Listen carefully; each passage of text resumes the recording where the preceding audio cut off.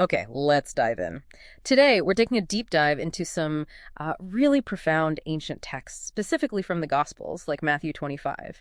They offer a pretty surprising perspective on judgment, love, and, well, what it truly means to do good.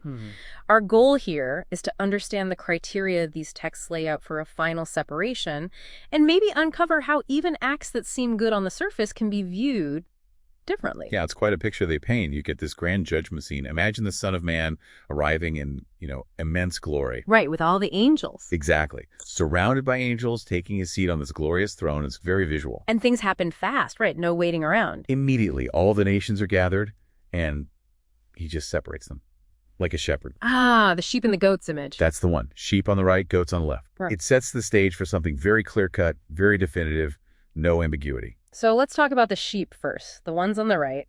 What's the deal with them? Well, they get this incredible invitation.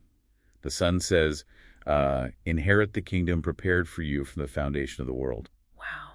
And why? What did they do? He lists very specific things. Feeding the hungry, giving drink to the thirsty, welcoming strangers, clothing the naked, visiting the sick and those in prison. Acts of service. Okay, basic kindness, it sounds like. But then there's a twist, isn't there? There is. And it's huge. The righteous, the sheep, they're sort of confused. They ask, when did we ever do these things for you?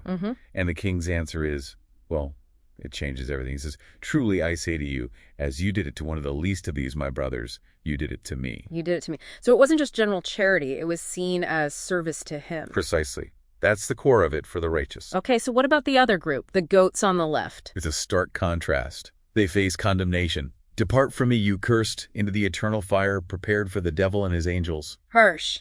And their failure was? The absence of those same actions. Not feeding the hungry, not clothing the naked, and so on, when it came to the least of these. And they also ask, when did we not do this for you? They do. They seem equally unaware, and the reply is the flip side. Truly, I say to you, as you did not do it to one of the least of these, you did not do it to me. So the consequence is final. According to the text, yes. Eternal punishment for the goats, eternal life for the sheep.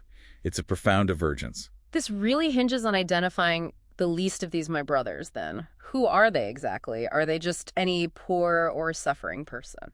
That's the critical question. And the interpretation often points to something more specific, not just anyone in need, but specifically those who are following the Son, doing his work. Ah, so people facing hardship because of their connection to him, like persecution. Exactly. Hunger, thirst, being a stranger, imprisonment. These can be the consequences of their allegiance and service to the Son. Okay, that adds another layer. It's not just about the act, but about who the act is directed towards, and perhaps the motivation behind it. Precisely.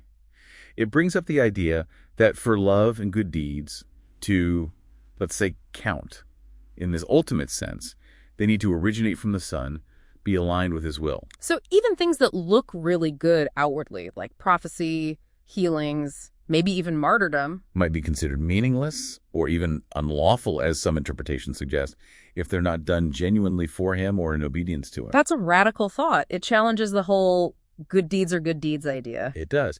It connects to this theological concept that true life, true love, ultimately flows from God, from the Son. Yeah. Helping someone in a way that pulls them away from that source.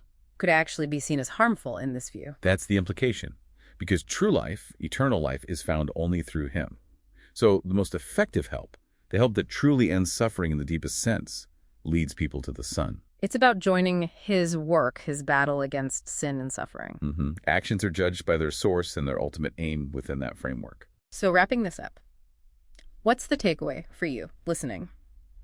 This deep dive really pushes against a simple view of charity, doesn't it? It really does. It suggests that this final judgment isn't just about being kind, but about who your kindness serves and where that impulse, that love, truly comes from. The least of these seem to be those specifically tied to the Son's mission. Yeah. So the question for you is, when you think about helping others, does understanding this distinction, this focus on serving the Son through serving his followers, change how you view what makes an action truly meaningful? Maybe even eternally significant? Something to think about.